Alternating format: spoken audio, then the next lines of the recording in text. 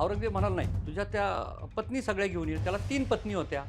त्या 3 पैकी 2 बायका उत्तरेत आल्या. एक पत्नी त्यांची महाराष्ट्रातच राहिली.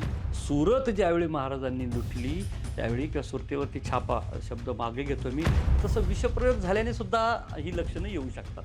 विषप्रयोग झाल्याची जी लक्षणं आहेत तशी लक्षणं महाराजांना दिसत होती. आणि तुम्ही आम्ही इतके करंट आहे की 350 वर्षानंतर महाराजांना कुणीतरी विषप्रयोग करावा, तो महाराजांच्या घरातनं कुणीतरी करावा. नमस्कार मित्रहो, आज आपल्यासोबत आलेले आहेत सचिन ढोबळे सर. नमस्कार सचिन सर, आमच्या पॉडकास्ट चॅनलवर आपलं हार्दिक मनापासून स्वागत. सर, समोर जाण्यापूर्वी आमच्या सबस्क्रायबर्सना थोडक्यात आपली ओळख करून द्या. नमस्कार सर्वांना. माझं नाव सचिन मथुराम ढोबळे. मी निगडी या ठिकाणी राहतो. तसा पेशाने मी शिक्षक आहे. प्राथमिक शाळेमध्ये शिक्षक आहे. DED, BEd, MAd, MPhil करून आत्ता मी सावित्रीबाई फुले पुणे विद्यापीठामध्ये शिक्षणशास्त्र विषयामध्ये PhDचा अभ्यास करतो आहे. छत्रपती शिवाजी महाराज या विषयाची आवड बालपणापासून जशी तुम्हाला सर्वांना असते तशी मला पण होती. अनेक गडकिल्ल्यांच्या माध्यमातून गडकिल्ल्यांना भेटी दिल्यानंतर, अनेक मोठ्या व्याख्यात्यांची व्याख्यानं ऐकल्यानंतर, काही पुस्तकं वाचल्यानंतर छत्रपती शिवाजी महाराजांबद्दलची प्रेरणा आणखी वाढत गेली. आणि गेली 12-15 वर्षांपासून तसा मी काही इतिहास संशोधक नाही आहे किंवा मी इतिहासाचा टीकाकार, समीक्षक असाही नाही आहे, परंतु मी इतिहासाचा अभ्यासक आहे, वाचक आहे. खरं तर शिवाजी महाराजांचा स्तुतिपाठक आहे मी. शिवाजी महाराजांच्या कथा वाचायला आवडल्या. शिवाजी महाराजांचं चरित्र माझ्या जीवनावरती फार प्रभाव टाकून गेलं. त्यामुळे शिवाजी महाराजांचं चरित्र हे समाजापर्यंत पोचावं, लोकांपर्यंत पोचावं या भावनेतनं शिवाजी महाराजांच्या कथा म्हणून सांगायला सुरुवात केली. इतिहासाचा मूळ उद्देशच मला असं वाटतं की असा असायला हवा की इतिहासातनं प्रेरणा मिळाली पाहिजे. आणि शिवचरित्र हे या देशातील एका अशा महानायकाचं चरित्र आहे की त्यातल्या कोणत्याही प्रसंगातून तुम्हाला फक्त प्रेरणाच मिळू शकते. त्यामुळे या प्रेरणादायी व्यक्तिमत्वाचं चरित्र लोकांपर्यंत पोचवण्यासाठीचा एक छोटासा स्तुतिपाठक मी आहे. आणि तो प्रयत्न मी गेली काही महिने, काही वर्ष करतो आहे. आत्तापर्यंत साधारणतः 600-700 वेळा मी व्यासपीठांवरनं शिवाजी महाराज मांडण्याचा प्रयत्न केलेला आहे. अजूनही मी शिवाजी महाराज शिकतोच आहे असं मला वाटतं. आणि लोकांपर्यंत या युगपुरुषाचं चरित्र पोचवण्याचा मी एक छोटासा भाग होतो आहे, निमित्त होतो आहे, याचा मला अभिमान आहे. आता महाराजांच्या विषयावर आज आपल्याला बोलायचं आहे, तर त्यांच्या विषयावर बोलण्याची खरी सुरुवात आपण त्यांच्या वंशापासून करू. तर महाराजांच्या वंशाबद्दल काही मतांतर आहेत. त्यांची वंशावळ नेमकी सुरू कुठून झाली, आपण तिथून सुरुवात करू. तर त्याबद्दल थोडी माहिती आम्हाला सांगा. निश्चितच. शिवाजी महाराजांच्या हयातीमध्ये त्यांनी त्यांच्या अगोदरच्या वंशावळी शोधायची गरज का लागली, इथून सुरुवात करूयात आपण. महाराजांच्या राज्याभिषेकाचं प्रयोजन ठरलं. गागा भट्टांच्या रूपामध्ये महाराष्ट्रामध्ये एक विद्वान आले आणि त्यांनी महाराज तख्ती बैसावे असं झालं. काही जण म्हणतात महाराजांनी गागा भट्टांना आमंत्रित केलं वगैरे वगैरे. ते काही त्याच्यावरती आपण वेगळी चर्चा होऊ शकते. परंतु असंही म्हटलं होतं की महाराजांच्या राज्याभिषेकाला त्यावेळी विरोध झाला. का विरोध झाला? तर राज्याभिषेक करणं हे क्षत्रियांचं काम. महाराजांच्या जन्माच्या अगोदर 300 वर्ष महाराष्ट्रामध्ये सगळीकडं पातशाया. देवगिरीचं साम्राज्य पडल्यानंतर महाराष्ट्रामध्ये राज्याभिषेकच कुणाचा झालेला नाही. त्यामुळं त्याच्या विधीच कुणाला माहीत नाही. मग राज्याभिषेक करणं हा क्षत्रियांचा अधिकार. मग क्षत्रियत्व विचारण्याचं सुरुवात झाली. काही जण त्याला म्हणतात की महाराजांचं क्षत्रियत्व नाकारलं. तसं नाही, ते महाराज तुम्ही अगोदरचं तुमचं वंशावळ शोधा असे म्हणून ते प्रश्न विचारले गेले. आणि त्या निमित्तानं मग वंशावळी काढायला सुरुवात झाली. आणि मग राज्याभिषेक प्रयोग नावाचा एक ग्रंथ संभाजी महाराजांच्या देखरेखीखाली, म्हणजे युवराज संभाजी महाराजांच्या मदतीनं गागा भट्टांनी लिहून पूर्ण केला. सगळ्या त्या विधी वगैरे लिहून काढल्या आणि महाराजांचं क्षत्रियत्व सिद्ध होऊन महाराजांना राज्याभिषेक करवून घेतला गेला. परंतु महाराजांच्या वंशावळीबाबत आजही खूप मतमतांतर आहेत. तंजावर जे महाराजांच्याच राज्याचा एक भाग असा आपण म्हणूयात, एकोजीराजे यांचं ठिकाण, तिथं बृहदेश्वर नावाचं एक ठिकाण आहे. तिथे एक शिलालेख आहे. त्या शिलालेखावरती 1 नाही 2 नाही तब्बल 19 पिढ्या त्यांची नावं आहेत. शिवाजी महाराजांच्या अगोदरच्या 19 पिढ्यांची नावं त्या बृहदेश्वराच्या शिलालेखावरती आहेत. त्याच्यानंतर चिटणीस बखरीमध्ये त्या वंशावळींचा उल्लेख आलेला आहे. त्यानंतर कर्नल टॉड नावाचा एक अभ्यासक होता. त्याने महाराजांच्या वंशावळीचा किंवा महाराजांच्या पूर्वजांचा अभ्यास करण्याचा त्या ठिकाणी प्रयत्न केला. कोल्हापूरची वंशावळ जी आत्ता कोल्हापूरची गादी आहे त्यांच्या वंशावळीमध्ये तिथं त्यांचं सगळं आहे. पूर्वी प्रत्येक घराण्याचा इतिहास हा भाटांकडे लिहिलेला असायचा. मग त्या भाटांनी लिहिलेल्या वंशावळीचा अभ्यास केला गेला. तिथून सुरुवात झाली. काही जण राजस्थानपर्यंत पोचले आणि मग त्यांनी असं सांगितलं की प्रभू रामचंद्रांच्या वंशातल्या सिसोदिया वंशामधले शिवाजी महाराज आहेत. आणि तिथून ते त्यांचं नातं त्या सगळ्या क्षत्रियांशी जोडण्याचा प्रयत्न झाला. आणि मग अनेक जणांचं प्रांतभेद किंवा प्रांतप्रेम जागृत झालं. शिवाजी महाराज फक्त महाराष्ट्रातले मराठी होते, ते राजस्थानचे नव्हते.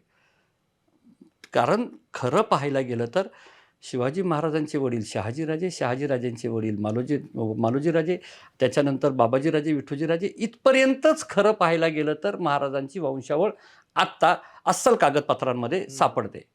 त्याच्या अगोदर मगाशी जेवढी नावं मी घेतली त्या सगळ्यांच्या नावांमध्ये आणि त्या सगळ्यांच्या वंशावळीमध्ये प्रचंड मतमतांतर आहेत. अनेक ठिकाणची नावं वेगळी आहेत. काही जण म्हणतात त्याच वंशावळीमध्ये भोसाजी नावाचा एक महापुरुष होऊन गेला, त्याच्या नावावरनं भोसले आडनाव पडलं. काही जण असं म्हणतात त्या वेरूळच्या कैलास मंदिराच्या शेजारी एक फार मोठी भूशिळा आहे, त्या भूशिळेचं रक्षण करणारे, भूशिला रक्षण करणारे भोसले असं नाव पडलं गेलं. वेरूळची पाटीलकी म्हणजे वेरूळ हे ठिकाण फार अगदी प्राचीन आहे. ते 12 ज्योतिर्लिंगांपैकी एक असणारं ठिकाण. कैलास मंदिर एका शिळेमध्ये कोरलेलंच कैलास मंदिर. त्यामुळं तिथली पाटीलकी असणारे भोसले हे दुसरीकडून कुठून आलेले नसतील असा अनेकांचा त्याच्यामधला कायास आहे. त्यामुळं शिवाजी महाराजांचं घराणं हे महाराष्ट्रातल्या वेरूळच्या शिवशंकराच्या छत्रछायेमध्ये वाढलेलं अस्सल क्षत्रिय मराठा घराणं आहे हे आपण अभिमानाने सांगू शकतो. कारण त्याच्या अगोदरचे मागाराचे सगळे जे पुरावे आहेत ते सगळे पुरावे इतिहासामध्ये अजूनही कालसुसंगत नाहीत असं मानलं जातं. कोणी म्हणतं प्रभू रामचंद्रांच्या वंशातले, कोणी म्हणतं सिसोदिया वंशातले. आपण मात्र अभिमानाने सांगू शकतो की महाराज हे भोसले कुलोत्पन्न क्षत्रिय मराठा कुटुंबातले आहेत, ज्यांची परंपरा आजपर्यंत अगदी उदयन महाराज भोसले आणि कोल्हापूरचे संभाजीराजे भोसले, नागपूरचे नागपूरकर भोसले, तंजावरचे भोसले अशा घराण्यांपर्यंत महाराजांची ती वंशावळ येऊन पोचते. सर, तुम्ही आता बोलले की महाराजांच्या कुंडल्या राजस्थानात सापडल्या, पण म्हणजे कसं काय, म्हणजे महाराजांच्या कुंडल्या राजस्थानात कशा गेल्या? नक्की.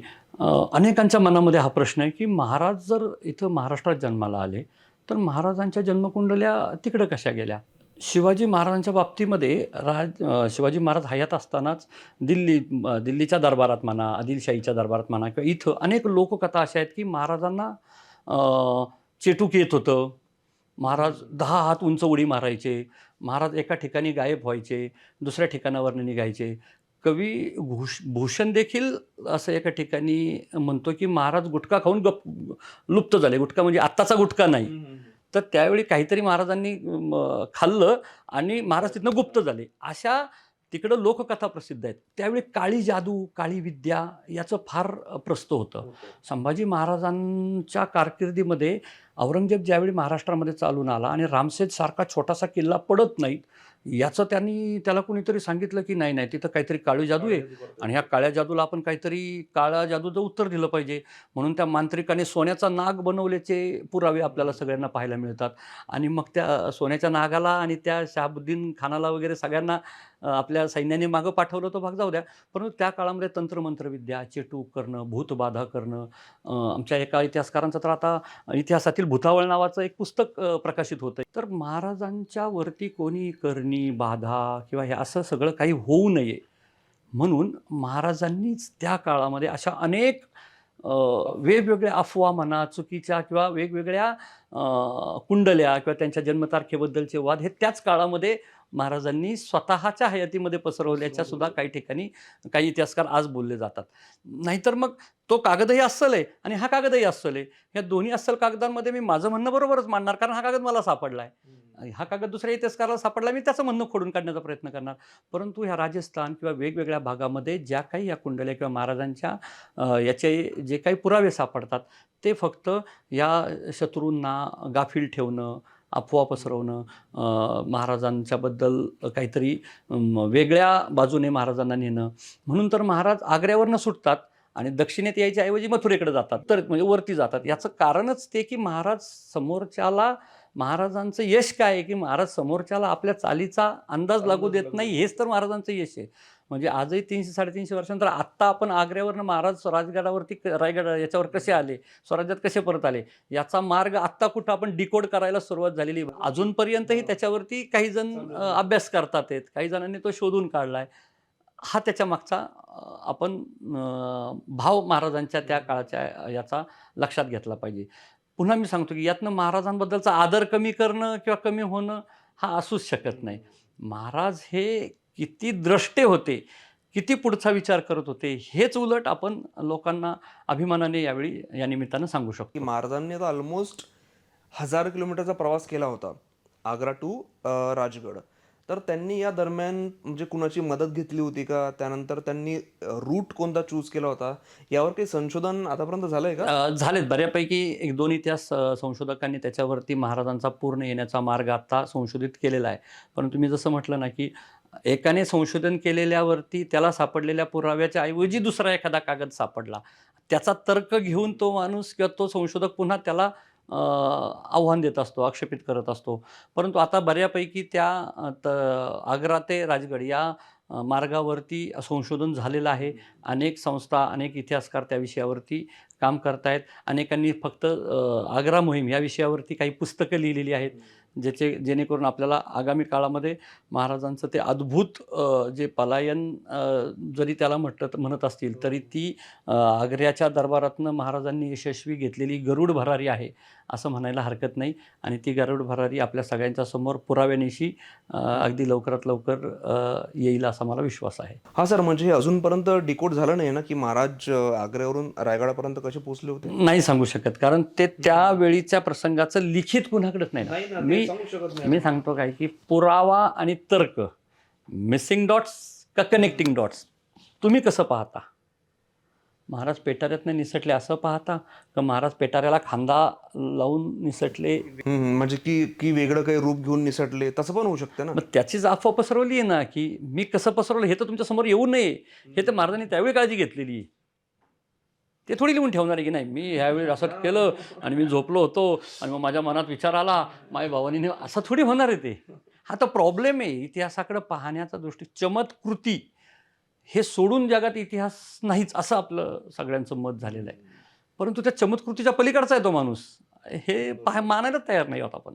म्हणजे महाराज पराक्रमच असे करायचे की ते पराक्रम चमत्कारापेक्षा कमी नव्हते. लाल महालामध्ये घुसूच शकत नाही अशी स्थिती होती आणि आग्र्याच्या दरबारातनं जिवंत बाहेरच पडू शकत नाही कोणी, अशी स्थिती होती.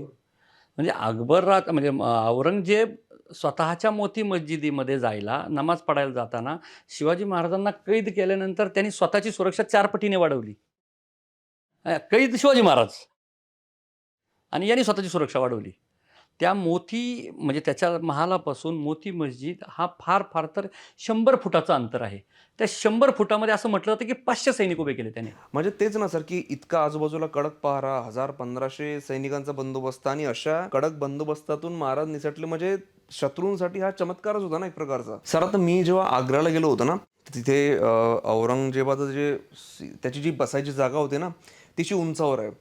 त्यानंतर त्याचा बेड पण असा बराचसा उंचीवर आहे. तर असं मी ऐकलंय, वाचलं की त्याच्या मनात अशी भीती बसली होती महाराजांची, त्याला स्वप्नातही महाराजच दिसायचे, म्हणून त्याच्या बेडची उंची जास्त होती, त्याचं सिंहासन बसायची जागा पण फार अशी उंचावर होती. तर हे खरं आहे का? त्याच्या मनात भीती बसली होती म्हणून हे असं होतं का? त्यावेळी पद्धतच अशी होती की तुम्ही बोलायचंच नाही काही. म्हणजे तुम्ही खालीच बघायचं, रुमाल तोंडाला लावायचा, तुमच्या अंगठ्याकडे तुम्ही पाहायचं असतं, छातीला हनुवटी लागलेली असली पाहिजे. जे काही बोलायचं आहे ते तुम्ही तुमच्या त्या शेजारी तो जो त्यांचा खुशमस्करा असेल त्याच्याशी सांगायचं. त्याने ते वजिराला सांगायचं आणि वजिराने औरंगजेबाच्या कानातच सांगायचं. म्हणजे त्या संपूर्ण दरबारात एकच व्यक्ती बोलणार, ती व्यक्ती म्हणजे औरंगजेब किंवा बादशाह. त्या दरबारात शिवाजी महाराज बोललेले आहेत, की त्या दरबारात दुसऱ्याचा आवाजच ऐकलेला नाही कोणी, ते फक्त शिवाजी महाराजांचा ऐकलाय.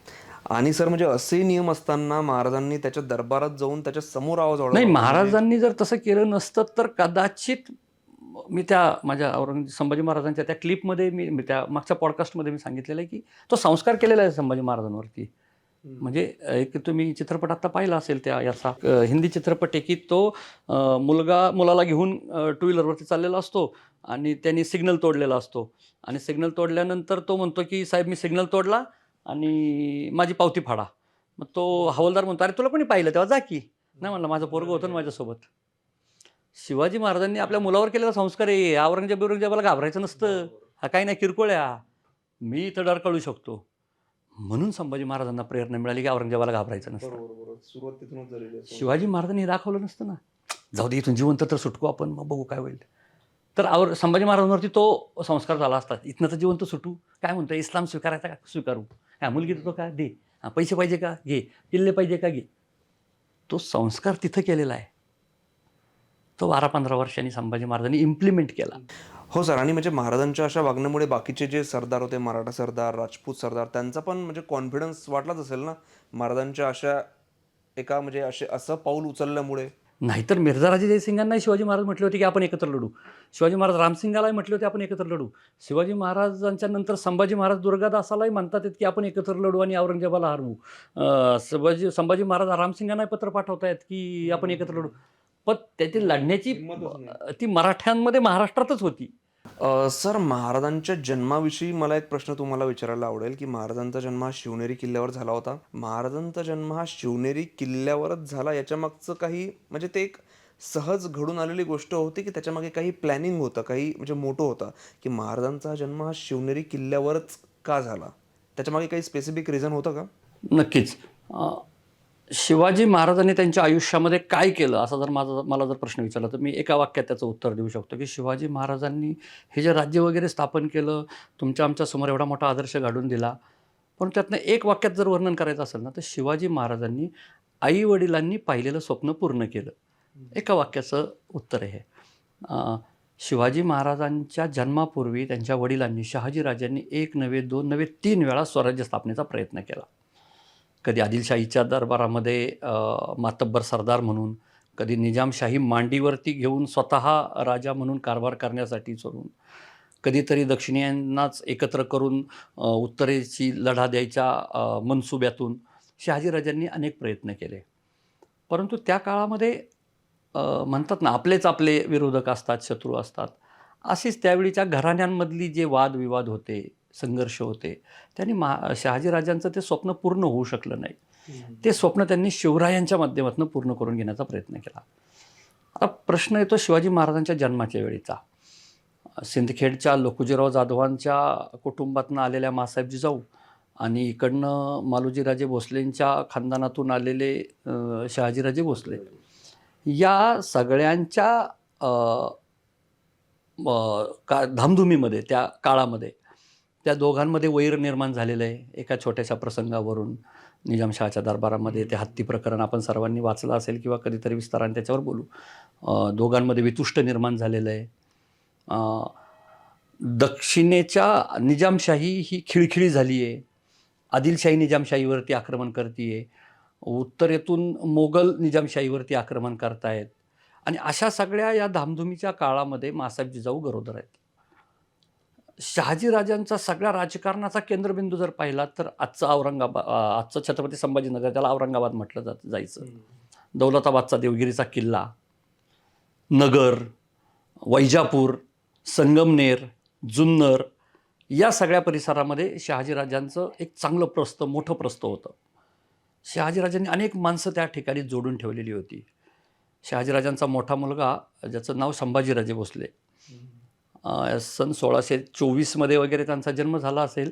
एक 5-6 वर्षांचा असताना त्यावेळी त्यांचं लग्न जुन्नरच्या त्या शिवनेरी किल्ल्याचे किल्लेदार विजयराज विश्वासराव यांच्या मुलीशी करण्यात आलं. आणि व्याही किंवा संभाजीराजांचे सासरे आणि अगदी मासाहेब जिजाऊंना त्यांनी बहीण मानलं. आणि मग अशा वेळी जुन्नर हे भौगोलिकदृष्ट्या फार सुरक्षित होतं. जुन्नर हे सामरिकदृष्ट्या सुद्धा फार सुरक्षित होतं. म्हणजे शहाजीराजांनी जो संगमनेरच्या अकोले तालुक्याच्या सीमेवरती असणारा पेमगिरी नावाचा किल्ला आहे, तिथं मृत्यूच्या निजामशहाला त्या एका निजामशहाला छोट्या निजामशहाच्या मुलाला मांडीवरती घेऊन निजामशाहीची स्थापना केली होती. तर तिथं एक वेगळं प्रस्थ शहाजीराजांचं होतं. आणि ज्या काही धामधुमी चालल्या होत्या त्या दौलताबादचा किल्ला म्हणजे तो देवगिरीचा किल्ला, छत्रपती संभाजीनगरचा आजचा भाग, तो त्यावेळीचा भाग आणि नगर वगैरे त्या सगळ्या परिसरामध्ये चालल्या होत्या. त्या दृष्टीनं सह्याद्रीच्या रांगांमध्ये असणारं जुन्नर आणि त्याच्या शेजारी असणारा शिवनेरी किल्ला हा सुरक्षित त्या काळामध्ये शहाजीराजांना वाटला होता. आणि तेवढंच नाही तर त्या विश्वासरावांवरती त्यांचा फार मोठा विश्वास होता. त्यामुळं शहाजीराजांनी अतिशय विश्वासाने माँसाहेब जिजाऊंना तिथं ठेवलेलं होतं. आणि त्या काळातले जे नातेसंबंध जोडले जायचे हे स्वतःचं सामरिक किंवा युद्ध कौशल्य किंवा त्यांच्या सैन्याचं बळ वाढवण्यासाठी म्हणूनच अशी जोडली जायची एकमेकांच्या घराण्याशी नातेसंबंध. त्यामुळे त्या नातेसंबंधानं माँसाहेब जिजाऊ तिथं सुरक्षित आहेत असं शहाजीराजांना वाटलं. म्हणून त्या शिवनेरी किल्ल्यावरती माँसाहेब जिजाऊंना त्या सुरक्षितपणे तिथं ठेवलं आणि मग शिवाजी महाराजांचा तिथं शिवनेरी किल्ल्यावरती जन्म झाला. शिवाजी महाराजांचा इतिहास तर आपल्याला माहितीच आहे, पण शहाजी महाराजांनीही मराठा साम्राज्याच्या स्थापनेसाठी इतके प्रयत्न केले हे मी म्हणजे आज तुमच्यामुळे मला समजलं. कारण त्यांच्याविषयी इतकं नाही बोललं जात कधी. बरोबर. त्यांचा इतिहास अजूनही म्हणजे आहे बऱ्यापैकी अंधारातच आहे. सर, आजकाल ना छत्रपती शिवाजी महाराजांच्या जयंतीवरून पण फार वाद आहेत. तिथीप्रमाणे करावी का तारखेप्रमाणे करावी? तर आपल्या मते महाराजांची जयंती साजरी आपण कधी करावी? महाराजांच्या 3 जयंत्या महाराष्ट्रात मोठ्या प्रमाणात साजऱ्या केल्या जातात. एक अक्षय तृतीयेच्या आदल्या दिवशीची वैशाख शुद्ध द्वितीयेची, एक फाल्गुन वद्य तृतीयेची आणि एक 19 फेब्रुवारीची, अशा 3 जयंत्या साजऱ्या केल्या जातात. आता या वादाची सुरुवात आणि हे कसं आलं इथून याचा जरा थोडासा आपण मागोवा घेऊयात. आपल्या सर्वांना माहिती आहे की 1876 साली महात्मा ज्योतिबा फुले रायगडावरती गेलेले होते. आपण म्हणतो की महात्मा ज्योतिबा फुलेंनी रायगडवरती छत्रपती शिवाजी महाराजांची समाधी शोधून काढली वगैरे. शिवाजी महाराजांबद्दल प्रेम होतं म्हणूनच त्या माणसाने तिथं जाऊन हे केलं. अनेक जण म्हणतात सार्वजनिक शिवजयंती पहिली सुरू महात्मा ज्योतिराव फुलेंनी केली. कुळवाडी भूषण हा एक पोवाडा महात्मा ज्योतिराव फुलेंनी लिहिला. त्यावेळी महात्मा ज्योतिराव फुले हे पुणे महानगरपालिकेचे म्हणजे त्यावेळी नगरपालिका असेल किंवा ते जे काही त्यांची त्यावेळी लोकल बॉडी असेल तिथले नगरसेवक होते. एक फार मोठे कॉन्ट्रॅक्टर महात्मा फुले होते. त्यांचे इंग्रजांच्या अधिकाऱ्यांशी सुद्धा खूप चांगले संबंध होते. आणि शिवाजी महाराजांचा इतिहास लोकांसमोर यावा यासाठी महात्मा फुले फार आग्रही होते. त्यानंतर जेम्स डग्लस नावाचा एक अधिकारी होता. त्या अधिकाऱ्याला फार प्रयत्नांनी महात्मा फुलेंनी रायगडाला भेट द्यायला सांगितली. आणि मग त्या जेम्स डग्लसने लिहिलं गेला तो त्याने पाहिलं आणि त्यांच्या लक्षात आलं की एवढा मोठा या महाराष्ट्राचा मराठ्यांचा नेता लोकनायक त्याची समाधी अशी धूळ खात पडली आहे, त्याच्या किल्ल्याची ही अशी दुरावस्था झालेली आहे. मग इथं काहीतरी उत्सव सुरू झाला पाहिजे. आणि मग त्या जेम्स डग्लसच्या प्रयत्नानं महाराजांच्या तिथल्या उत्सवासाठी वार्षिक 5 रुपयाची रचना त्यावेळी केली गेली. आणि मग एक शिवजयंती सुरू करायची हा महाराष्ट्रामध्ये एक वेगळा त्यावेळी सुरू झाला. त्यावेळीचे एक आपल्या सर्वांना माहीत असलेले नेते म्हणजे लोकमान्य टिळक. या लोकमान्य टिळकांनीही या सगळ्या विषयामध्ये फार पुढाकार घेतला. अनेक इतिहास अभ्यासकांना इतिहासकारांचा अभ्यासाने त्यांनी छत्रपती शिवाजी महाराजांची जयंती सुरू करणं, तिला सार्वजनिक रूप देणं असा प्रयत्न केला. महात्मा ज्योतिराव फुलेंनी एक पोवाडा जो लिहिला आपण सगळ्यांनी मी मगाशी सांगितलं त्याच्यामध्ये देखील त्यांनी असं सांगितलं की वैशाख शुद्ध द्वितीयेला शके 1549ला महाराजांचा जन्म झाला असं त्यांनी त्या पोवाड्यामध्ये लिहिलेलं आहे. त्याच्यानंतर लोकमान्य टिळकांनी देखील जे काही तत्कालीन कागदपत्र असतील किंवा ज्या इतिहासकारांचं मत घेऊन त्यांनी सांगितलं की वैशाख शुद्ध द्वितीयेलाच महाराजांचा जन्म झालेला आहे शके 1549. त्याची तारीख काही ठिकाणी 6 एप्रिल आहे, काही ठिकाणी 7 एप्रिल आहे, काही ठिकाणी 8 एप्रिल आहे, काही ठिकाणी 10 एप्रिल आहे. 6-7 एप्रिल 1627 अशी ती तारखेनुसार जन्मतारीख येते. याच लोकमान्य टिळकांनी जेधे शकावली नावाची एक शकावली प्रसिद्ध केली आणि त्याच्यावरती सन 1900 एक त्यांनी लेख लिहिला लोकमान्य टिळकांनी. आणि त्यावेळी त्यांनी सांगितलं की फाल्गुन वद्य तृतीया शके 1551 ही शिवजन्माची तिथी आहे. तोपर्यंत या महाराष्ट्रात नव्हे संपूर्ण देशामध्ये परंपरेने वैशाख शुद्ध द्वितीया हीच जयंती साजरी केली जाते. आणि तिथपासून वाद सुरू झाला. त्यानंतर लोकमान्य टिळक तुरुंगात गेले. 6 वर्षांनी तुरुंगात आल्यानंतर ती शकावली प्रसिद्ध झाली आणि मग त्याला खऱ्या अर्थाने वाद सुरू झाला की वैशाख शुद्ध द्वितीया की फाल्गुन वद्य तृतीया. त्यानंतर अनेकांनी वैशाख शुद्ध द्वितीयावाल्यांनी त्यांचे पुरावे दिले. फाल्गुन वद्य तृतीया मानणाऱ्यांनी त्यांचे पुरावे दिले. परंतु महाराष्ट्र शासनालाही म्हणजे अगदी पुस्तकांपर्यंत म्हणजे तुम्ही आम्ही सुद्धा लहानपणी पुस्तकांमध्ये वैशाख शुद्ध द्वितीया हीच जन्मतारीख तिथी शिवाजी महाराजांची आहे, हीच आपण पाहिलेली आहे. महाराष्ट्रामध्ये मोठ्या प्रमाणात ज्या शिवजयंत्या साजऱ्या व्हायच्या एक 30 वर्षांपूर्वी, 40 वर्षांपूर्वी, त्या देखील वैशाख शुद्ध द्वितीयेला साजऱ्या व्हायच्या. 1966 साली महाराष्ट्र शासनाने या वादावरती तोडगा काढण्यासाठी एक समिती नेमली. नर पाठक, दवा पोद्दार, ब.म. पुरंदरे, त्याच्यानंतर डॉक्टर पवार, अशी सगळी मातब्बर इतिहासकारांची समिती त्या ठिकाणी नेमली. त्याच्या 1-2 बैठकाही झाल्या आणि मग नर फाटक हे वैशाख शुद्ध द्वितीयेच्या पुरस्कर्ते होते आणि दवा पोद्दार, वासी बेंद्रे, बाबासाहेब पुरंदरे ही सगळी मंडळी फाल्गुन वद्य तृतीयेच्या पक्षातली मंडळी होती. आणि त्या 1-2 बैठका झाल्या आणि त्यानंतर त्या समितीचं कामकाज काही पुढं झालं नाही. दोघांनी एकमेकांचे रिपोर्ट्स किंवा म्हणणं एकमेकांचं मांडलं, त्याच्यानंतर काही झालं नाही. सन 1995मध्ये महाराष्ट्रामध्ये शिवसेना भारतीय जनता पार्टीचं युतीचं सरकार आलं आणि पुन्हा मग त्या शिवजयंतीच्या याचं नक्की काहीतरी तोडगा तुम्ही काढला पाहिजे असं त्याच्यावरती सुरुवात झाली. परत त्या समितीला बोलवण्यात आलं, परत त्याच्यामध्ये वादविवाद सुरू झाले आणि अचानक 15 फेब्रुवारी 2000ला शासनाने जाहीर करून टाकलं की फाल्गुन वद्य तृतीया शके 1551 ही तिथी आणि 19 फेब्रुवारी 1630 ही जन्मतारीख आहे. 19 फेब्रुवारी 1630 आणि फाल्गुन वद्य तृतीया याच्यावरती शासनाने 2000 साली शिक्कामोर्तब केलं. पण त्यात परत गडबड करून ठेवली की तिथीने फाल्गुन वद्य तृतीया, तारखेने 19 फेब्रुवारी, तुम्हाला जशी साजरी करायची तशी साजरी करा. आणि मग त्याच्यातनं वाद आला. मग आता ही फाल्गुन वद्य तृतीया आली कुठून? तर फाल्गुन वद्य तृतीया जो मगाशी मी तंजावरच्या शिलालेखाचा उल्लेख केला, त्या तंजावरच्या शिलालेखामध्ये फाल्गुन वद्य तृतीयेचा उल्लेख आहे.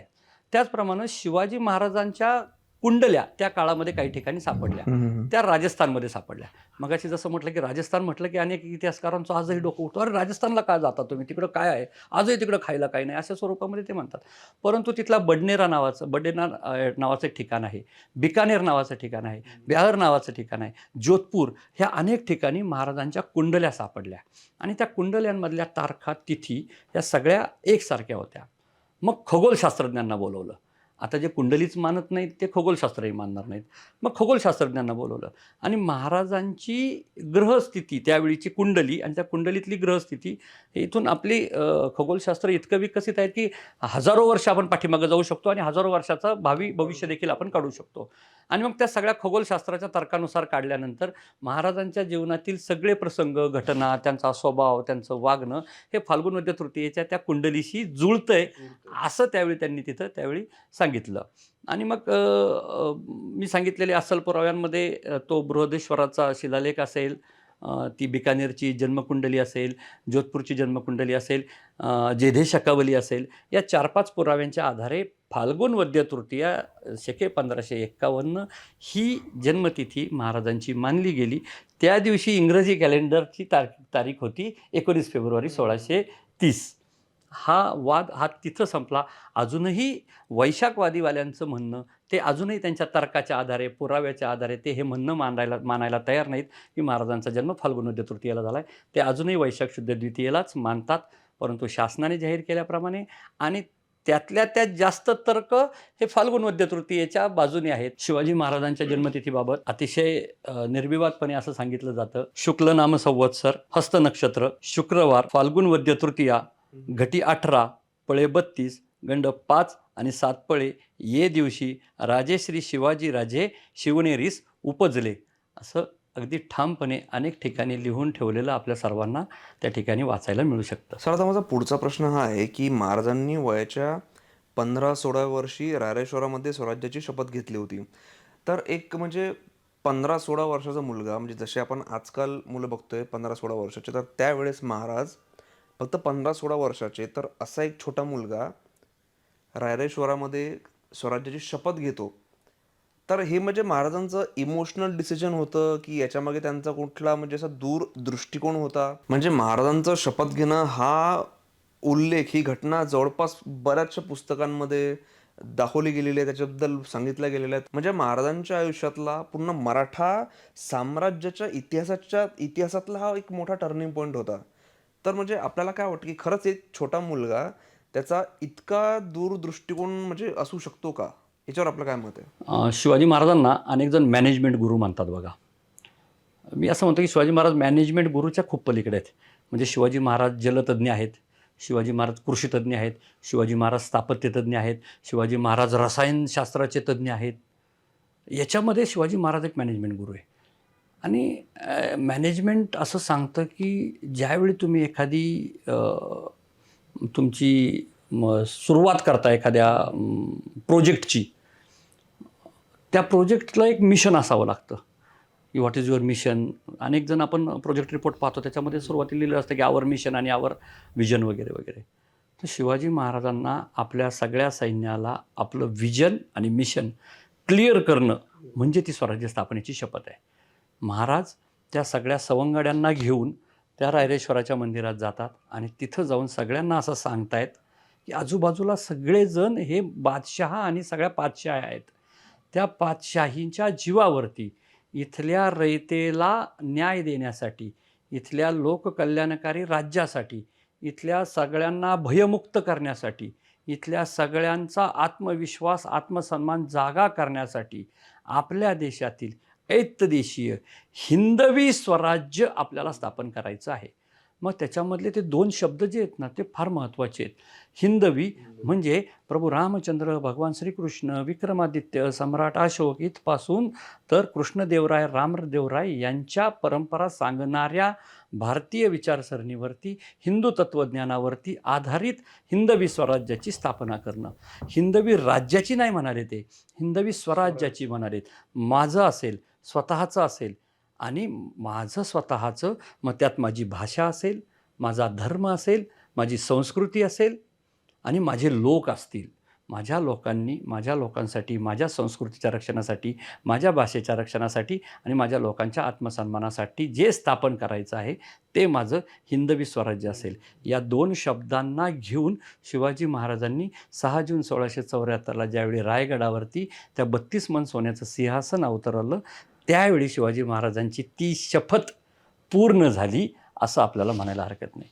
त्या किशोर वयामध्ये पाहिलेलं स्वप्न 35 वर्षाच्या अखंड प्रयत्नानंतर त्या राजसिंहासनावरती बसताना, राज्याभिषेक करताना महाराजांचं ते स्वप्न पूर्ण झालं. ती शपथ म्हणजे द मिशन आणि विजन ऑफ स्वराज्य असं म्हणायला हरकत नाही. सर, आणखी एक प्रश्न ज्याच्यावरून रिसेंटली बरेच वाद झाले की छत्रपती शिवाजी महाराजांचा खरा गुरु कोण? मा जिजाऊ का दादोजी कोंडदेव की समर्थ रामदास स्वामी? शिवाजी महाराजांचे खरे गुरु हे माँसाहेब जिजाऊ आणि शहाजीराजे भोसले होते. शिवाजी महाराज स्वयंभू आहेत. शिवाजी महाराज एका अशा पराक्रमी सरदाराचा मुलगा आहे, ज्या पराक्रमी सरदाराने अगोदर 3 वेळा स्वराज्य स्थापनेचा प्रयत्न केला आहे. शिवाजी महाराज त्या सौदामिनी माँसाहेब जिजाऊंचे पुत्र आहेत, ज्या सौदामिनीचा लखुजीराव जाधवांच्या कुळामध्ये जन्म झाला आहे. ज्या माँसाहेबांनी हे पाहिलं आहे की त्या बादशहांची चाकरी करताना माझ्या वडिलांना आणि माझ्या भावांना भर दरबारात ठार मारलं जातं आहे. त्या माँसाहेब जिजाऊंनी हा प्रसंग पाहिला आहे की याच बादशहांच्या सरदारांनी भोसल्यांच्या घरातील स्त्री ही उचलून नेलेली आहे आणि तिला खंडणी देऊन सोडून आणण्याची नामुष्की त्या काळामध्ये आलेली आहे. स्त्रिया सुरक्षित नाही, देवदेवळं सुरक्षित नाही, संस्कृती सुरक्षित नाहीत, रयत सुरक्षित नाही. यामुळे स्वराज्य स्थापनेचा मंत्र हा जर कुणी माँसाहेब जिजाऊंनी आणि शहाजीराजांनी शिवाजी महाराजांच्या कानामध्ये तो फुंकला आणि तो मंत्र म्हणजेच जीवनाचं ध्येय घेऊन शिवाजी महाराज पुढे गेलेले आहेत. शिवाजी महाराजांचे खरे गुरु कोण असं ज्यावेळी विचारलं जातं, त्यावेळी अतिशय एका वाक्यामध्ये सांगण्याचं, जसं आपण म्हणतो आई हा पहिला गुरु असतो आणि वडील हे पितृतुल्य छत्र धरलेले असतात. या दोघांनी मात्र अनेकांच्या मार्गदर्शनामध्ये शिवाजी महाराजांचं शिक्षण पूर्ण करण्यासाठी घेतलेलं आहे. ज्यावेळी महाराजांनी शहाजीराजे ज्यावेळी कर्नाटकामध्ये जात आहेत आणि पुणे परगण्यावरती पाठवत आहेत, त्यावेळी दादोजी कोंडदेव अतिशय विश्वासू सहकारी म्हणून शहाजीराजांनी हे त्यांना पाठवलेलं आहे. पुणे परगणा असेल किंवा सिंहगड जो कोंढाणापूर्वी म्हटलं जायचं तो किल्ला असेल, तिथला सगळा महसूल गोळा करण्याची जबाबदारी दादोजी कोंडदेवांवरती होती. अतिशय मातब्बर असे अधिकारी त्यावेळी ते होते. ते तसं बघायला गेलं तर आदिलशहाचे होते, परंतु शहाजीराजांच्या सांगण्यावरनं शिवाजी महाराजांच्या शिक्षणासाठी किंवा शिवाजी महाराजांच्या राज्यकारभाराचे धडे देण्यासाठी किंवा शिवाजी महाराजांच्या अभ्यासाची रचना करण्यासाठी दादोजी कोंडदेव पुढाकार घेत होते. म्हणजे ते गुरु होते असा त्याचा अर्थ होत नाही. ते मार्गदर्शक होते, ते आदरस्थानी होते आणि शहाजीराजांनी विश्वासू म्हणून त्यांची नेमणूक ही मासाहेब जिजाऊ आणि बालशिवबांच्या पाठीशी त्या ठिकाणी उभी केलेली होती. आता दुसरा त्याच्या पुढचा विषय येतो की देहू गावातील संत तुकाराम महाराज हे शिवाजी महाराजांचे गुरु होते. शिवाजी महाराजांना तुकोबारायांबद्दल अतिशय आदर होता. शिवाजी महाराज हे तुकोबारायांच्या कीर्तनाला जाऊन बसत असं म्हटलं जातं. मासाहेब जिजाऊंना मोकासा म्हणून खाजगी खर्चासाठी दिलेला मोकासा म्हणून देहूचा उल्लेख केला जातो. जी गावं दिलेली होती की त्यांचा महसूल मासाहेब जिजाऊंना खाजगी खर्चासाठी दिला जायचा. त्या तुकोबारायांच्या देहूमध्ये शिवाजी महाराज अनेक कीर्तनांना गेलेले आपल्याला पाहायला मिळतं. तो नजराणा दिल्यानंतर तुकोबारायांनी केलेले अभंग, शिवाजी महाराजांच्या स्वराज्य स्थापनेसाठी तुकोबारायांनी फार मोठं सहकार्य केलेलं आहे. पाईकाचे अभंग लिहून लोकांच्या मनामध्ये प्रेरणा त्या काळामध्ये निर्माण केलेली आहे. एवढंच नाही, तुकोबारायांचा शिवाजी महाराजांवरती एवढा प्रभाव आहे की शिवाजी महाराजांनी देखील एक अभंग लिहिलेला आहे. आपल्या सगळ्यांना कदाचित तो माहीत नसेल. अतिशय चांगला अभंग शिवाजी महाराजांनी लिहिलेला आहे. शिवाजी महाराज असं म्हणतात, नाशवंत सुखासाठी अंतरंगला जगजेठी, नाही नाही याते गोडी, लक्ष 84च्या जोडी, मनुष्य जन्म गेल्यावरी काय कलशील बारे, शिवराज सांगे जना म्या तो सोडिल्या वासना. शिवाजी महाराज देखील त्यावेळी विरक्ती स्वभावाचे होते. शिवाजी महाराजांना योगी संन्यासी किंवा श्रीमान योगी का म्हटलं जातं, श्रीमंत योगी का म्हटलं जातं की शिवाजी महाराज हे सगळे जरीही राजा म्हणून असतील तरी त्यांच्यामध्ये ते वैराग्य जे आहे ते अतिशय भरलेलं आहे. त्याच्यावरती तुकोबारायांचा प्रभाव त्याच्यामध्ये पाहायला मिळतो. तिसरं नाव जे येतं ते नाव येतं समर्थ रामदास स्वामींचं. अनेक जण म्हणतात सन 1649 आणि 1672 या 2 वेळी शिवाजी महाराजांची भेट झालेली आहे.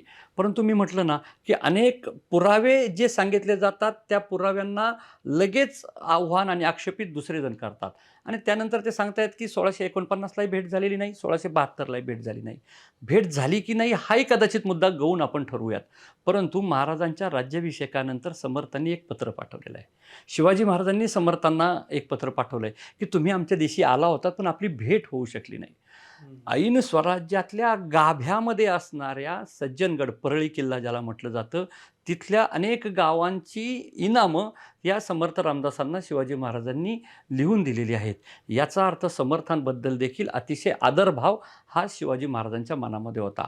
संभाजी महाराजांचं आणि कारभाऱ्यांचं राज्याभिषेकानंतर थोडंसं पटेनासं झालं, थोडासा गृहकलह व्हायला लागला आणि त्यावेळी शिवाजी महाराजांनी संभाजी महाराजांना मार्गदर्शन घेण्यासाठी संभाजी महाराजांना समर्थ रामदासांकडं पाठवलेलं आहे. अर्थात त्यावेळीसुद्धा ती भेट होऊ शकली नाही, परंतु इतका आदर शिवाजी महाराज रामदास स्वामींना देत होते. त्याच्यानंतर एक येतं की कोल्हापूर जिल्ह्यातल्या पाटगावजवळच्या मौनी बाबांचं, त्यांची आणि महाराजांची मात्र भेट झालेली आहे. तिथल्याही काही गावांना महाराजांनी इनामं दिल्याचा उल्लेख त्याच्यावरती आहे आणि या साधू संतांच्या विचारांवरतीच राज्यकारभार करावा हे शिवाजी महाराजांचं पहिल्यापासून विचार होते. शिवाजी महाराज अतिशय धर्मनिष्ठ अशी व्यक्ती होते. साधू संतांचा मान सन्मान करणं, आदर करणं हे त्यांचं त्यावेळीचं काम त्यांच्या संपूर्ण उभ्या आयुष्यामध्ये राहिलेलं आहे. काही जण याकूत बाबा केळशी नावाचं ठिकाण आहे, तिथल्या याकूत बाबाशी महाराजांचं नातं जोडलं जातं. परंतु जसं मी सांगितलं की समर्थ रामदास स्वामींचे पत्रसंग्रहामध्ये येतं की शिवाजी महाराज समर्थांची भेट झालेली आहे. इतर ऐतिहासिक कागदपत्रांमध्ये येत नाही. जर तो न्याय समर्थ रामदास स्वामींना द्यायचा असेल तर तोच न्याय हा याकूत बाबाला दिला पाहिजे. जर समर्थ रामदास स्वामी हे जर गुरु नसतील तर याकूत बाबाचाही दुसऱ्या कोणत्याच अस्सल कागदपत्रामध्ये उल्लेख सापडत नाही. त्यामुळे याकूत बाबाही शिवाजी महाराजांचे गुरु असण्याचं त्या ठिकाणी काही कारण नाही. परंतु हे उरलेले जे काही सांगितले, मौनी बाबा असतील, समर्थ रामदास स्वामी असतील, जगद्गुरू तुकोबाराय असतील आणि दादोजी कोंडदेव असतील, या सगळ्यांचा मात्र महाराजांच्या जीवनावरती कुठं ना कुठं छोटासा कमी जास्त स्वरूपामध्ये प्रभाव हा नक्की राहिलेला आहे. हे मात्र आपल्याला मान्य करावं लागेल. शिवाजी महाराज स्वयंभू होते, आणि त्यांच्या आयुष्याची दिशा आणि धोरण ठरवण्याचं काम गुरु म्हणून जर कोणी केलं असेल, माँसाहेब जिजाऊ आणि शहाजीराजांनी केलं असं ठामपणे आपल्याला म्हणता येईल. माझं पण हेच मत आहे की त्यांचा कोणी एकच गुरु होता आहे असं म्हणणं चुकीचं आहे. एखाद्या व्यक्तीला एक गुरु असू शकत नाही. आजही आम्ही ह्या सगळ्या लौकिक जीवनामध्ये 1ली ते 5वीचे शिक्षक वेगळे, 5वी ते 12वीचे वेगळे, इंजिनिअरिंगचे वेगळे, तुम्ही तुमच्या कंपनीमध्ये, तुम्ही तुमच्या व्यवसायामध्ये ज्यांच्याबरोबर काम करतात ते तुमचे गुरु असू शकतात. एखादा आध्यात्मिक गुरु असू शकतो जो त्याच्याकडनं तुम्ही अनुष्ठान घेता. एखादा तुमचा असा मित्र जो इतरांसाठी वाया गेलेला असेल, परंतु तुमच्या जीवनामध्ये तुम्हाला प्रेरणा देण्यासाठी तो मात्र तुमच्या खांद्यावर हात टाकतो, तो तुमच्या गुरुपेक्षा कमी नसतो. म्हणजे एखाद्या व्यक्तीला एक सदा सर्वकाळ गुरु असणं आताही शक्य नाही. त्या काळामध्ये शिवाजी महाराजांसारख्या स्वयंभू व्यक्तीला तर ते आवश्यकता देखील तशी नव्हती. हो ना सर, म्हणजे आता दादोजी कोंडदेव यांनी त्यांना शस्त्र चालवायला शिकवली, ते पण त्यांचे गुरु. मा जिजाऊनी त्यांना संस्कार दिले, मा जिजाऊ पण त्यांच्या गुरु. त्याच्यानंतर समर्थ रामदास स्वामींनी पण त्यांना काही उपदेश दिले असेल तर ते पण त्यांचे गुरुच म्हणता येतील. त्यांच्यामुळे यांचा फक्त एकच गुरु होता आणि त्याच्यावरून वाद निर्माण करणे हे म्हणजे बरोबर नाही आहे. शिवाजी महाराजांना मी जसं म्हटलं की शिवाजी महाराजांना कोणीतरी स्थापत्यशास्त्राबद्दल सांगितलंय, कुणीतरी रसायनशास्त्राबद्दल सांगितलंय, कुणीतरी शस्त्रास्त्रांबद्दल सांगितलंय, कुणीतरी पर्यावरणाबद्दल सांगितलंय, कुणीतरी शिवाजी महाराजांना आरमार निर्माण करताना त्या काळामधल्या त्या जहाज आणि बोटींमधलं सांगितलेलं आहे. ह्या सगळ्यामध्ये शिवाजी महाराजांचा एक गुरु एका वेळी असणं शक्य नाही आहे. शिवाजी महाराजांनी अनेकांकडनं त्यावेळी सेवा घेतलेली आहे, मार्गदर्शन घेतलेलं आहे आणि मग शिवाजी महाराज हे एवढे मोठे युगनिर्माते झालेले आहेत.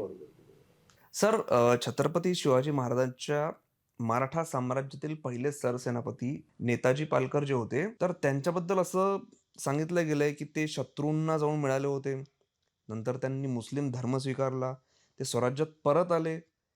महाराजांनी त्यांना ॲक्सेप्ट केलं, त्यांना परत आपल्या हिंदू धर्मामध्ये त्यांचं कन्व्हर्जन करून घेतलं. तर म्हणजे ही घटना थोडी म्हणजे इंटरेस्टिंग आहे. महाराजांनी म्हणजे मुस्लिम झालेल्या आपल्या मावळ्याचे, आपल्या सरदाराचे परत हिंदू धर्मामध्ये कन्व्हर्जन करून घेतलं. ही पण त्यावेळेस एक थोडीशी चौकटीच्या बाहेरची घटना होती. चौकटीच्या बाहेरचा निर्णय होता महाराजांचा. तर त्यावर आपलं काय मत आहे?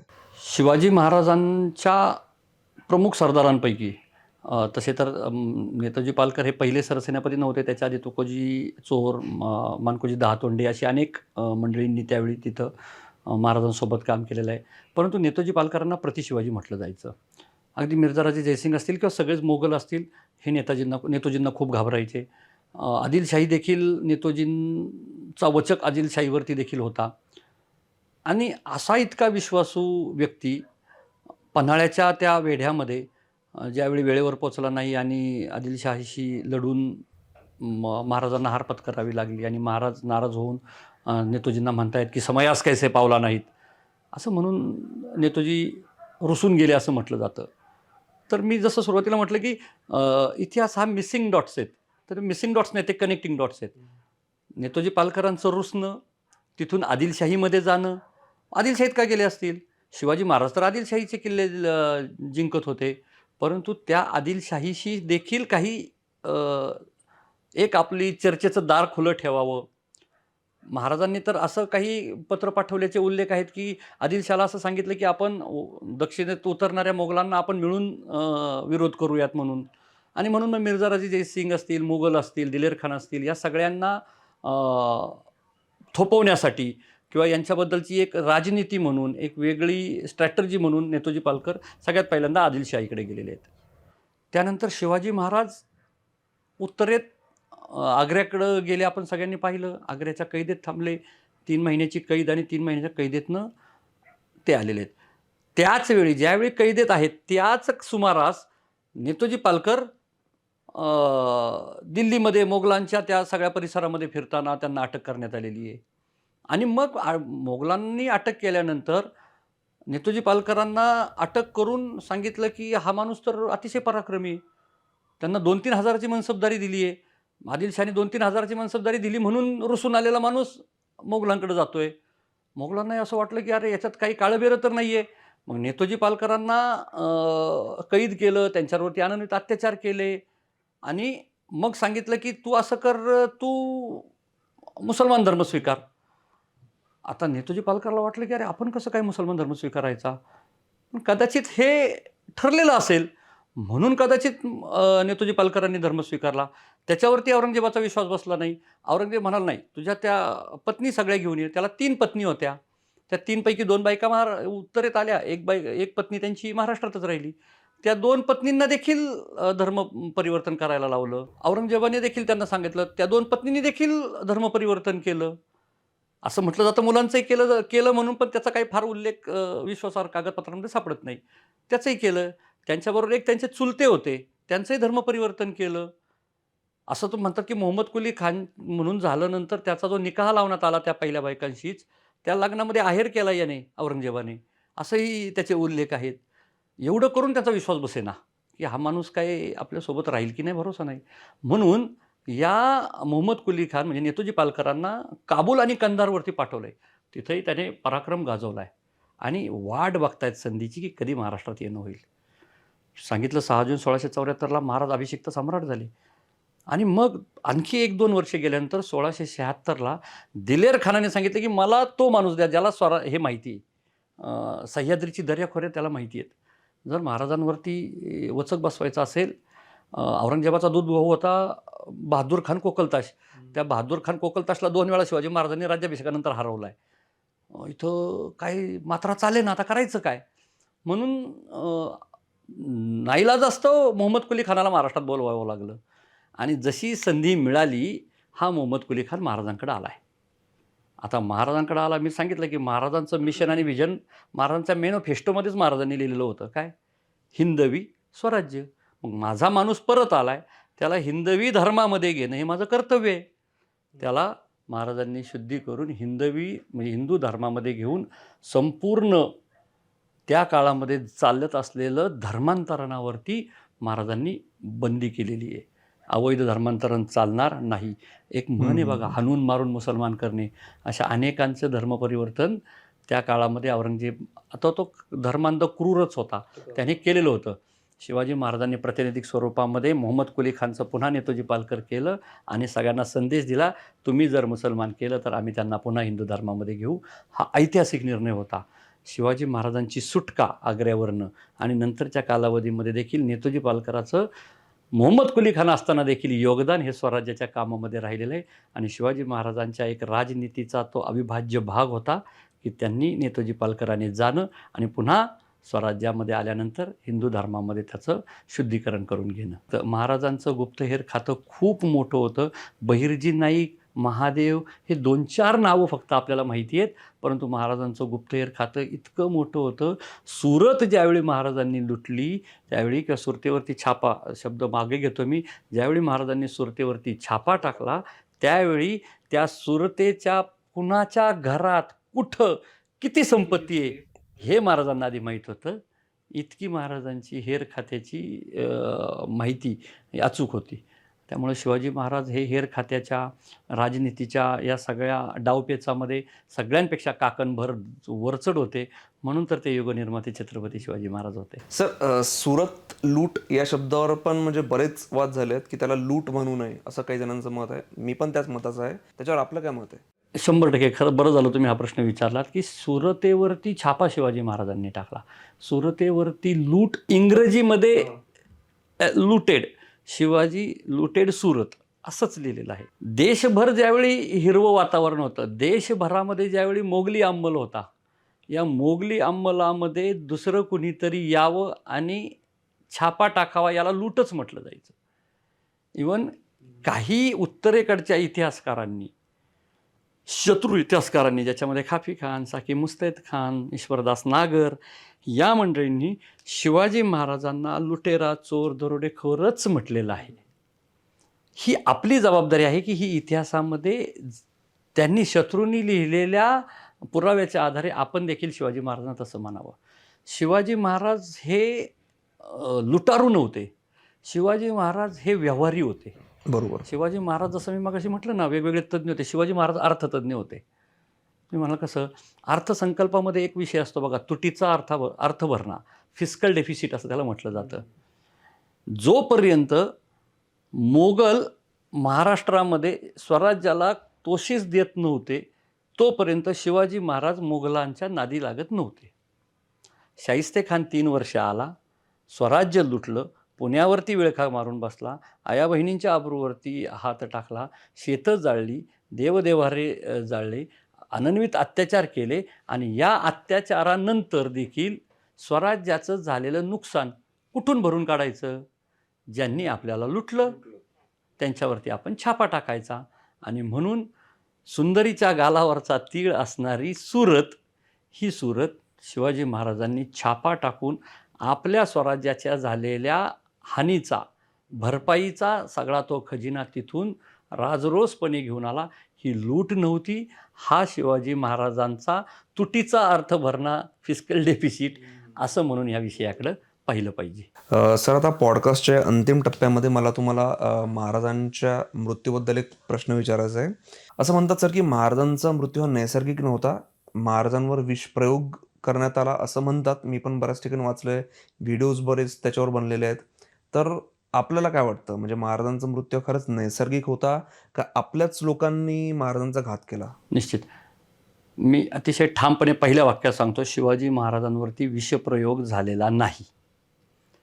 आता जसं तर्क, पुरावा आणि तर्क हे जोडले जातात. शिवाजी महाराजांना ज्यावेळी त्यावेळीचे जे कोणी वैद्य होते, हाकीम होते, अगदी काही डॉक्टर्स होते, त्या इंग्रजांनी त्याच्यावरती लिहून ठेवलं. काही जण म्हणतात ब्लडी फ्लक्स नावाचा आजार महाराजांना झाला होता, ज्याला रक्तिसार असं म्हटलं जातं महाराजांना. काही जण म्हणतात इंटेस्टायनल अँथ्रॅक्स नावाचा आजार महाराजांना झालेला होता. हा अँथ्रॅक्स नावाचा आजार कसा होतो? बकऱ्या, घोडे किंवा जनावरांच्या अति सहवासात आले की हा अँथ्रॅक्स नावाचा रोग होतो. महाराजांची सगळीच वाटचाल जर पाहिली तर महाराजांची सगळ्याच मोहिमा घोड्यावरती झालेल्या आहेत. महाराजांच्या मृत्यूच्या अगोदर साधारणतः दीड एक महिना महाराज जालनापूर लुटून किंवा जालनापूरवरती छापा टाकून महाराज महाराष्ट्रामध्ये परत आलेले आहेत. त्याच्या आधी 15-20 दिवस अगोदर पन्हाळ्यावरती संभाजीराजांची भेट घेतलेली आहे. त्यानंतर महाराष्ट्रामध्ये रायगडावरती आल्यानंतर महाराजांनी राजाराम महाराजांचं लग्न लावून दिलेलं आहे. या सगळ्या अतिश्रमाने महाराज आजारी पडलेले आहेत. महाराज पहिल्यांदाच आजारी पडलेत असं नाही. ज्यावेळी 1666 साली महाराज आग्र्यावरून आले त्यावेळीसुद्धा महाराज आजारी पडल्याचे आणि त्यांच्यावरती उपचार झाल्याचे दाखले आहेत. त्याच्यानंतर महाराज ज्यावेळी दक्षिण दिग्विजय करून आले त्यानंतरसुद्धा महाराजांना ज्वराने ग्रासलं होतं असं म्हटलं जातं. तसंच ज्यावेळी जालनापूरवरती छापा टाकून महाराज ज्यावेळी आले त्यानंतरसुद्धा अतिश्रमाने महाराज थकले असावेत आणि महाराजांना ज्वर झाला असावा असा त्यावेळी कयास लावला गेला. अनेकांनी त्यावेळी त्या आजाराचं उपचार देखील त्यावेळी करण्यात आले. साधारणतः महाराज 22-23 दिवस आजारी आहेत. महाराज 22-23 दिवस आजारी आहेत. ह्या 22-23 दिवसांमध्ये महाराजांवरती जी लक्षणं महाराजांची सांगितली जातात, ज्याच्यामध्ये रक्तिसार असं मी म्हटलं जातं किंवा महाराजांचा अँथ्रॅक्स असं म्हटलं जातं, ज्याच्यामधनं महाराजांना अगदी पाण्यासारखे जुलाब होणं, रक्ताचे जुलाब होणं, अशा स्वरूपामध्ये त्याने महाराजांचं शरीर क्षीण झालं. आणि महाराज नंतरच्या गेले 7-8 दिवसानंतर तर 7-8 दिवसांपूर्वी तर महाराज पूर्ण त्या शय्येवरतीच झोपून होते. महाराजांच्या या रक्तिसार होणं याला दुसरे जोडतात काय, की जसं मी एक कारण सांगितलं की घोडे, बकरी यांच्या सहवासात आल्यानंतर हा आजार होऊ शकतो, तसं विषप्रयोग झाल्याने सुद्धा ही लक्षणं येऊ शकतात. विषप्रयोग झाल्याची जी लक्षणं आहेत तशी लक्षणं महाराजांना दिसत होती, परंतु महाराजांच्या पोटामध्ये असं काही अभक्ष्य आहे असं त्यावेळी कुठंही उल्लेख नव्हता. महाराज ज्यावेळी गडावरती आजारी होते त्यावेळी खूप वावड्या उठत होत्या. इतक्या वावड्या उठत होत्या की हुगळीचा एक इंग्रज अधिकारी एक वाक्य लिहितो. तो वाक्य महाराजांच्या मृत्यूनंतर 3-4 महिन्यांनी असं लिहितो की आत्तापर्यंत शिवाजी महाराज इतक्या वेळा मरण पावलेले आहेत की आता लोक त्यांना अमर समजायला सुरुवात झालेली आहे. हे 3 महिन्यानंतर लिहिलेलं वाक्य आहे. आणि आम्ही इतके करंट आहे की 350 वर्षानंतर महाराजांना कुणीतरी विषप्रयोग करावा, तो महाराजांच्या घरातनं कुणीतरी करावा. आणि मग तो जो माणूस गृहकलह सांभाळू शकत नाही, जो माणसाचं हेर खातं इतकं प्रचंड मोठं, त्या माणसावरती जीवाला जीव देणारी माणसं एवढी मोठी, कुणीतरी पोटच्या मुलाचं लग्न सोडून जातो, कुणीतरी तिथं मृत्यूशय्येवरती त्या 1666मध्ये त्या आग्र्याच्या दरबारावरती कुणीतरी महाराजांचं कडं घालून झोपतो, कुणीतरी त्या सिद्धी-जोहरच्या गोटामध्ये जो केशकर्तन करणारा, महाराजांची फक्त कधीतरी दाढी कटिंग करणारा व्यक्ती हा 1-2 महिन्याच्या संपर्काने शिवाजी महाराजांना वाचावेत म्हणून त्यांचे कपडे घालून सिद्धी-जोहरच्या समोर जातो. त्या शिवाजी महाराजांना आजूबाजूची लोक एवढी कटकारस्थान करतायत आणि हे माहीत होणार नाही, इतके तर माझे महाराज लेचेपेचे नव्हते. त्यामुळे महाराजांवरती विषप्रयोग झालेला नाही. महाराज अतिश्रमाने आणि अँथ्रॅक्स किंवा ब्लडी फ्लग्स या रक्तिसाराच्या आजाराने महाराज अंतर्धान पावलेले आहेत. आणि अंतर्धान जरी पावले तरी मला त्या इंग्रजी अधिकाऱ्याचं वाक्य पुन्हा एकदा सांगावंसं वाटतं की शिवाजी महाराज अनेकदा जरी मरण पावले तरी तुमच्या आमच्या मनामध्ये, काळजामध्ये, या आसमंतामध्ये महाराज अमर होऊन राहिलेले आहेत. सर, एक आणखी प्रश्न की आजकाल छत्रपती शिवाजी महाराजांची जयंती असो, आपण तिची साजरी करण्याचं जे चलन सध्या सुरू आहे, तर आपल्याला काय वाटतं, तशी जयंती साजरी करणं योग्य आहे का आपण कुठल्या दुसऱ्या रूपातून महाराजांना आदरांजली वाहू शकतो? शिवाजी महाराजांच्या बाबतीतला एका चित्रपटातला एक संवाद आहे. म्हणजे त्या संवादात त्याचं श्रेय त्या संवाद लेखकाला देऊन मी ते वाक्य बोलतो की छत्रपती शिवाजी महाराज हे कधीच कुणाचे एकट्याचे नसतात. ते एकाच वेळी अनेकांचे असतात. त्यामुळे शिवाजी महाराजांना आदरांजली व्हायची प्रत्येकाची पद्धत ही वेगळी असू शकते. कोणी म्हणतं शिवाजी महाराज नाचून साजरे करावेत, बाबा नाचून साजरे कर. कोणी म्हणतात नाही शिवाजी महाराज वाचून साजरे करावेत, बाबा तू वाचून साजरे कर. कोण म्हणतं शिवाजी महाराज डोक्यावर घ्यावे, तू डोक्यावर घे. कोण म्हणतं शिवाजी महाराज डोक्यात घ्यावेत, तू डोक्यात घे. कोण म्हणतं शिवाजी महाराज हृदयात ठेवावेत, हृदयात ठेव. कोण म्हणतं शिवाजी महाराज आचरणात आणावेत, तर आचरणात आणावेत. शिवाजी महाराज हा या देशाचा असा महामृत्युंजय मंत्र आहे, त्या मंत्राच्या नुसत्या उच्चाराने देखील लोकांना प्रेरणा मिळू शकते. त्या शिवाजी महाराजांना आदरांजली देण्यासाठी प्रत्येकाची पद्धत वेगवेगळी आहे. परंतु माझ्यासारख्या छोट्या कार्यकर्त्याला जर तुम्ही विचारलं तर मी एका वाक्यात महाराजांच्या चरित्राचं आजकालच्या पिढीने काय घ्यावं, तर शिवाजी महाराजांच्या चरित्रातला एखादा तरी गुण हा अंगी आत्मसात करून आपण त्या पद्धतीनं वागण्याचा प्रयत्न करावा. शिवाजी महाराज म्हणजे कोण? शिवाजी महाराज म्हणजे आदर्श पिता. शिवाजी महाराज म्हणजे कोण? आदर्श पती. शिवाजी महाराज आदर्श मुलगा. शिवाजी महाराज आदर्श भाऊ. शिवाजी महाराज आदर्श राजा. शिवाजी महाराज हा आदर्श सेनानी. आणि शिवाजी महाराजांची मगाशी सांगितलेली सगळी रूपं ही शिवाजी महाराजांची जगातल्या कोणत्याही क्षेत्रातल्या व्यक्तीला मार्गदर्शनच करतील अशीच आहेत. त्या राजाला कसं आठवायचं ही ज्याची त्याची पद्धत आहे. परंतु हे करत असताना माझ्या राजावरती कोणी बोट उगारता कामा नये. माझ्या वागण्यामुळे माझा राजाबद्दल कोणीतरी वाईट विचार करू नये, ही देखील आमची जबाबदारी आहे. म्हणजे माझ्या गाडीवरती मी छान पाठीमागं शिवाजी महाराजांचं रेडियम लावलं, परंतु गाळामध्ये जाताना त्या रेडियमवरती त्या चिखल उडाला, धूळ उडाली तर ते महाराजांचा अवमान असण्याची शक्यता दुसऱ्या कोणाला तरी वाटू शकते, म्हणून मी ते टाळलं पाहिजे. माझ्या घरावरती मी भगवा झेंडा अभिमानाने लावला पाहिजे, परंतु तो भगवा झेंडा कधी खाली पडता कामा नये किंवा त्या भगव्याच्या रूपामध्ये मी दुसऱ्या कुणाचा द्वेष करता कामा नये.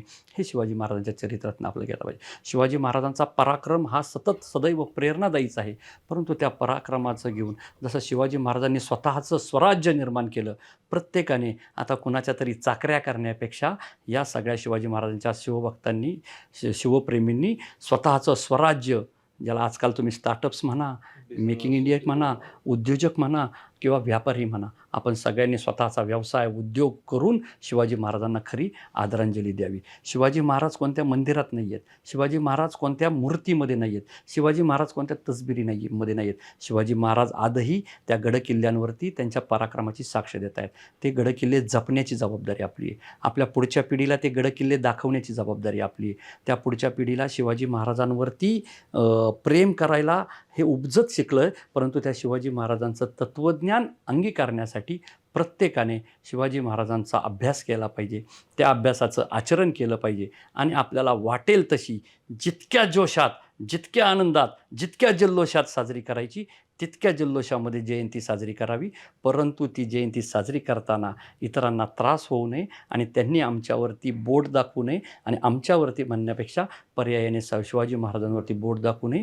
ही जबाबदारी आपल्या सर्वांनी जर पाळली तर धूमधडाक्यामध्ये शिवाजी महाराजांची साजरी जयंती करून आपण त्यांना अभिवादन देऊ, अशी माझी आपल्या सगळ्यांकडनं एक छोटीशी अपेक्षा आहे. ज्याला जसं वाटेल त्याने शिवाजी महाराज आत्मसात करावे, एवढा संदेश फक्त आजच्या या निमित्तानं मी आपल्या सर्वांना या ठिकाणी देतो आणि थांबतो. सर, आज आपण वेळात वेळ काढून आमच्या या पॉडकास्टवर आलात, त्यासाठी आपले खूप खूप आभार. आणि मित्रांनो, आपले पण खूप खूप आभार हा पॉडकास्ट शेवटपर्यंत बघितल्याबद्दल. पॉडकास्ट आवडला असेल तर प्लीज आमच्या व्हिडिओला, आमच्या पॉडकास्टला लाईक करा, शेअर करा आपल्या मित्रांसोबत.